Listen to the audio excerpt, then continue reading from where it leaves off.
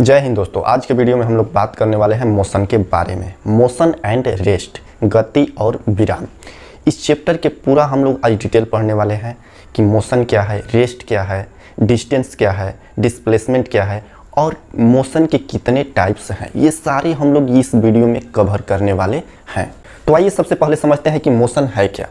तो मोशन जब कोई वस्तु किसी निश्चित समय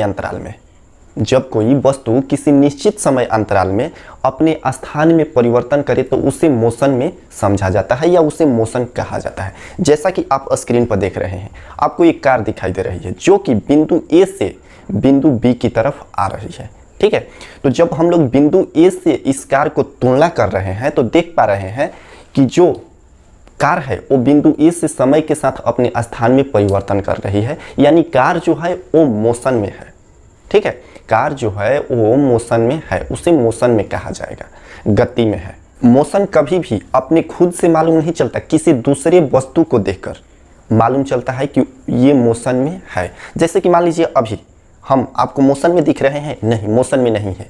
ये जो आप पढ़ रहे हैं, ये आप जहाँ पर बैठकर इस वीडियो को देख रहे हैं, क्या वो घर या जहाँ पर भी बैठे हैं मोशन में है? नहीं। लेकिन हम भी मोशन में है। अभी आपको लग रहा है कि ये पृथ्वी भी मोशन में है, आपको लग रहा है नहीं। लेकिन यहीं अगर जब आप चंद्रमा पर जाके देखेंगे तो पृथ्वी पूरा मोशन में है। क्यों? क्योंकि जब भी हम लोग तुलना करेंगे, किसी दूसरी वस्तु के अपेक्षा तुलना करेंगे, तो ही हम लोगों का मोशन के बारे में समझ में आएगा कि हाँ ये चीज़ वस्तु जो है मोशन में है या नहीं है। खुद से नहीं, दूसरे को देख कर मालूम चलता है। जैसे कि मान लीजिए कभी आप ट्रेन में सफ़र कर रहे हैं, लेकिन कभी क्या होता है कि ट्रेन जो है स्मूथली चालू हो जाती है तो हम लोगों को समझ में नहीं आती है। वो तो झटका लगता है तो समझ में आ ही जाता है कि नहीं ट्रेन चल रही है। लेकिन कभी कभी क्या होती है कि ट्रेन स्मूथली चालू हो जाती है, हम लोगों को मालूम ही नहीं चलता है कि ट्रेन चल रही है। लेकिन जैसे ही हम लोग बाहर खिड़की से बाहर देखते हैं, दुकान या जो भी घर या पेड़ पौधा जो भी, तो उसको देख के समझ में आता है कि हाँ ये ट्रेन जो है यानी हम मोशन में हैं। लेकिन वहीं जिस ट्रेन की बोगी में आप बैठे हैं, उस बोगी में अगर आपके सामने वाली सीट पर जो आदमी बैठा है उसके अपेक्षा आप मोशन में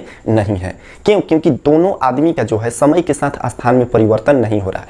वहीं अगर बाहर की तुलना कीजिएगा तो आपका ट्रेन जो है मोशन में है, आप मोशन कर रहे हैं। अब आप लोग मोशन समझ चुके हैं। और जब कोई वस्तु मोशन में रहता है तो वो कुछ डिस्टेंस तय करता है, यानी दूरी तय करता है। तो आइए समझते हैं कि दूरी क्या है। तो जैसा कि आप कुछ देर पहले समझे थे एक एग्जाम्पल कि जो कार है बिंदु ए से चलकर बिंदु बी की तरफ आ रही है। ठीक है, तो कार जो है बिंदु ए से चल के बिंदु बी की तरफ आ रही है, तो कार जो है कुछ पथ की लंबाई माने कुछ लंबाई तय कर रही है उसी के, यानी समझिए कि दो बिंदु के बीच की पथ की जो लंबाई होगी उसे ही दूरी कहा जाता है, यानी डिस्टेंस कहा जाता है। समझ चुके हैं? तो डिस्टेंस जो होता है, जैसे पथ की लंबाई होती है टेढ़ा मेढ़ा जैसे भी हो, उसकी कुल लंबाई को हम लोग दूरी कहते हैं। यानी दो बिंदुओं के बीच की कुल लंबाई को हम लोग दूरी कहते हैं, डिस्टेंस कहते हैं। विस्थापन यानी डिस्प्लेसमेंट जो होता है, यानी विस्थापन जो होता है, वो कहता है कि भाड़ में जाए इंसानियत, हम तो जाएंगे सीधे, चाहे जैसे भी रास्ता हो, उससे हमको मतलब नहीं है। चाहे जैसे भी रास्ता हो, टेढ़ा मेढ़ा हो या जैसे भी हो, लेकिन जो विस्थापन होता है वो सीधे जाता है, स्ट्रेट लाइन में जाता है। उसको किसी से मतलब नहीं आए, बीच में चाहे घर द्वार नदी नहर तालाब जो भी आ जाए उसमें सीधे जाएगा। चल दिया है तो चल दिया है, तालाब आएगा उसको हेल के जाएगा, लेकिन जाएगा सीधे जाएगा, टेढ़ा मेढ़ा यानी मुड़ेगा नहीं। उसे डिस्प्लेसमेंट कहते हैं। विस्थापन जो होता है दो बिंदुओं के बीच के न्यूनतम दूरी होता है, यानी कम से कम दूरी। अब कम से कम दूरी कैसे होगा कि जब वो स्ट्रेट लाइन में चलेगा। ठीक है, तो दो बिंदुओं के बीच की सरल रेखा में जो दूरी होती है उसे हम लोग डिस्प्लेसमेंट यानी विस्थापन कहते हैं। ठीक है, जैसे कि हवाई जहाज चलती है, हवाई जहाज सीधे चलती है, एक तो उसकी स्पीड ज़्यादा होती है और वो सीधे स्ट्रेट लाइन में चलती है। जब तक कि ऊंची कोई पहाड़ ना आ जाए तब तक वो मुड़ती नहीं है, वो सीधे स्ट्रेट लाइन में चलती है।